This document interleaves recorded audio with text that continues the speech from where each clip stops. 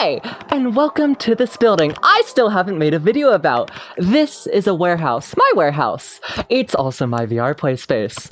Well, it will be my VR play space when it's done, and to give you an idea on how that's been going, after the building shell was built, I decided I would build all the interior framing and wire all the electrical myself to save money. And I originally told some friends it would be done and I would be dancing in my new massive play space within 3 months. That was over a year ago. God realized I would be too powerful, so he laid me down with ADHD and depression. But little did he know, prescribed amphetamines temporarily fixed both of those debuffs. The bigger issue though is this little thing called scope creep. For example, this loft I built. I can build things, by the way, for some reason people are surprised by that, but the wall, subfloor, and half the joists were me by myself with a nail gun, a can-do attitude, and a lot of fucking slurs. But that loft wasn't planned. The warehouse is a quarter mile from my house, so I needed a trench with conduit to run fiber and electrical. Well, there's gonna be an open trench, so might as well throw a water line in there. After all, it's cheapest to do now. Well, there's water, and the concrete slab hasn't been poured yet, so now's the cheapest time to put underslab plumbing in for a bathroom and run a sewage line in that open trench. Well, because there's a toilet, I'm already paying for a large sewage lift pump, and adding a shower to that bathroom is as simple as asking the plumbers to pipe in just one more stub out for a shower drain. And because there's a shower, I can't get away with no hot water or a little under sink hot water heater, and I don't want to waste my oh so expensive floor space on a big old tank, so we'll put it on the ceiling of the bathroom. Well, now that I think about it, I don't really need a 20-foot ceiling over the bathroom or the workshop area, and it's only a couple $1,000s in lumber to build a loft, so might as well just do it. And that's how scope creep works, including the scope creep of this video. Speaking of which, what was it about? Oh yeah, it's broken. Yay! This is my scissor lift, and if you don't know what a scissor lift is, it does this. Basically a portable and safer ladder, that is assuming you use it safely though, which I don't. Deep down, I knew this warehouse project would take forever, so I did the oh-so-rigorous girl math of if I buy a lift for $2,000 and sell it for $2,000 a year later, it's basically free. So of course, this scissor lift cost me $4,000. Which is more than $2,000, but all the smaller lifts in my area were either $4,000 and up, or the reasonably priced ones would sell instantly. So I bought a much larger, heavier duty lift for a good price, and I hope to be able to sell it for $4,000 or $5,000 when I'm done with it. That is assuming I sell it. It is really fucking useful. Which assumes it works, and last couple months it has randomly shut off, thrown every air light, claimed the battery is dead, then full, then dead again, and randomly been extremely sluggish. Now it doesn't turn on, or move, and throws an error code claiming it has CAN bus communication problems.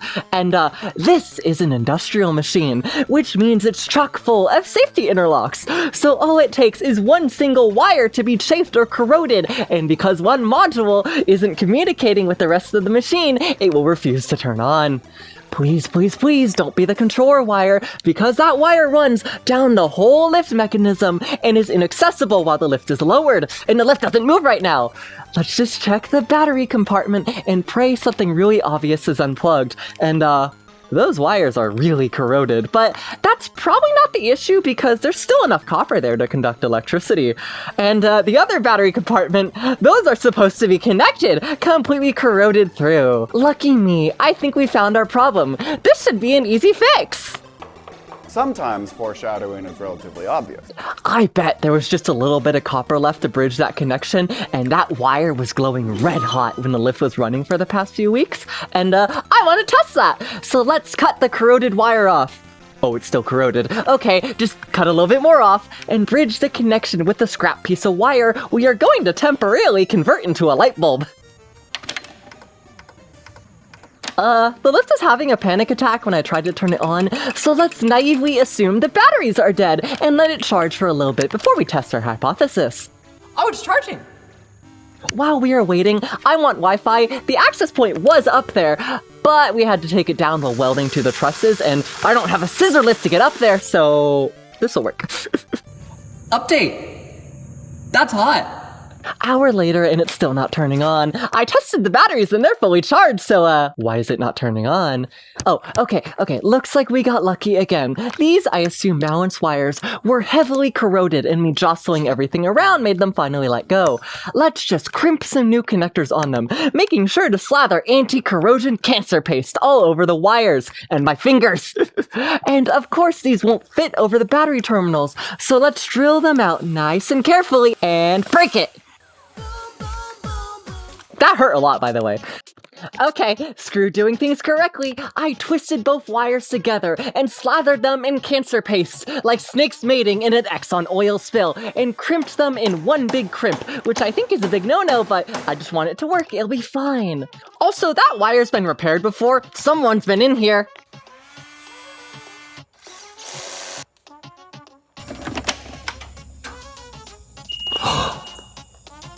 It's on!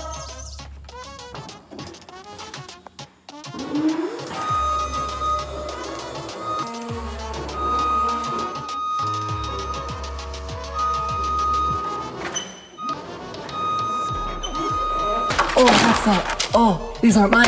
Those aren't mine.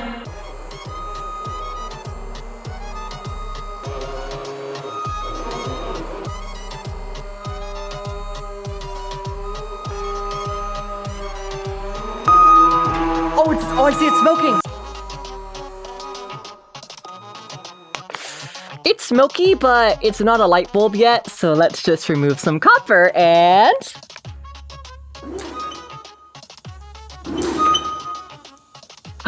Preconceived conclusion achieved. Time to actually fix it.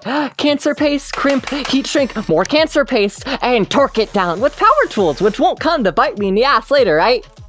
Right? Sometimes foreshadowing is... This post was already slathered in anti-corrosion paste. It's still in perfect condition, so that's cool, but someone's been in here, and this scissor lift has probably had corrosion issues for a while, and now it's my problem. Other side of the cable didn't fare too well, and I cut it as short as I could, and it's still corroded under the insulation, so we're just going to slather it and hide my sins under the crimp. It's the next guy's problem.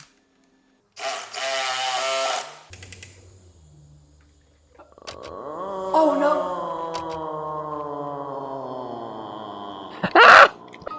I love when you're 2 hours into a 30-minute job, only to break something, causing that 4-hour job to take 7 hours of your precious time!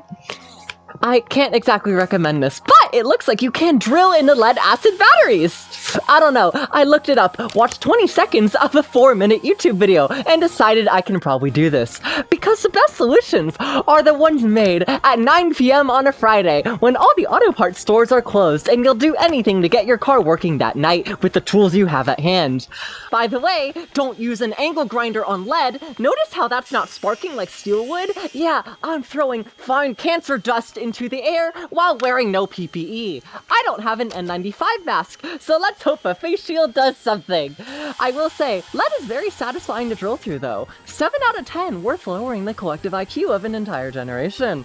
I found a random bolt on the floor, and for some reason I have a tap and die set I've never used before, but some very bodge fixes, plenty of cancer paste, and being very careful with that bolt that's threaded into extremely soft lead, and it's fixed, ready to be the next guy's problem. I'm not touching this thing again.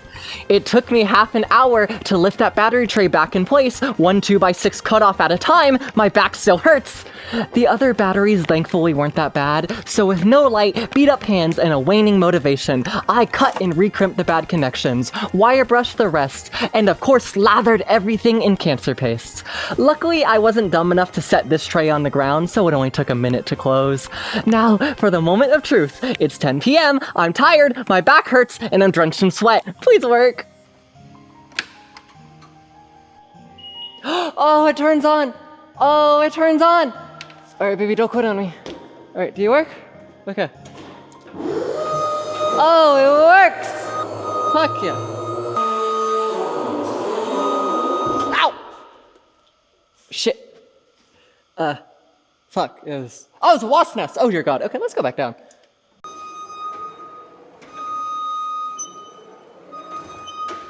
Okay, alright, it moves. Cool. Oh, fuck! Alright, let me not hit my car. Hope you like my warehouse. I don't know when it'll be done either.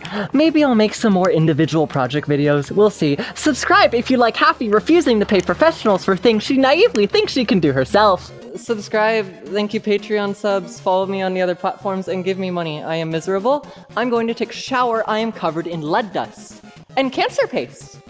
It's double cancer. No, you do not get toes for free. Lilith works. I love you, chat. Love me back.